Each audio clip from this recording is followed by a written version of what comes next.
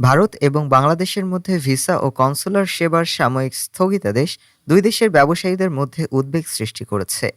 পশ্চিমবঙ্গের কলকাতার অঞ্চলের ব্যবসায়ীরা জানান, বাংলাদেশ তাদের অন্যতম বড় বাণিজ্যিক অংশীদার। হঠাৎ করে ভিসা সেবা বন্ধ হওয়ায় তৈরি পোশাক, চামড়া, কৃষিপণ্য সহ দুই দেশের মধ্যে বাণিজ্য ও বিনিয়োগে ঝুঁকি তৈরি হয়েছে। বিশেষ করে ফেব্রুয়ারি থেকে ঈদ পর্যন্ত সময়কে বাণিজ্যের পিক সিজন হিসেবে দেখা হয়।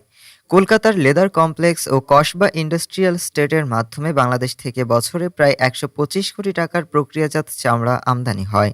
ভিসা না থাকলে সরাসরি কারখানা পরিদর্শন সম্ভব হবে না, যা ব্যবসায় বড় ধরনের ঝুঁকি তৈরি করতে পারে। এছাড়া বিমান পরিবহন খাতেও প্রভাব পড়তে পারে। ব্যবসায়ীরা মনে করেন, দ্রুত কূটনৈতিক আলোচনার মাধ্যমে সমস্যার সমাধান না হলে দুই দেশের দীর্ঘদিন বাণিজ্যিক সম্পর্ক ও আস্থা বড় ধরনের ধাক্কা খাবে।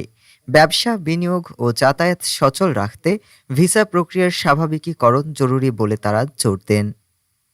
ডেস্ক রিপোর্ট, আজ বার্তা।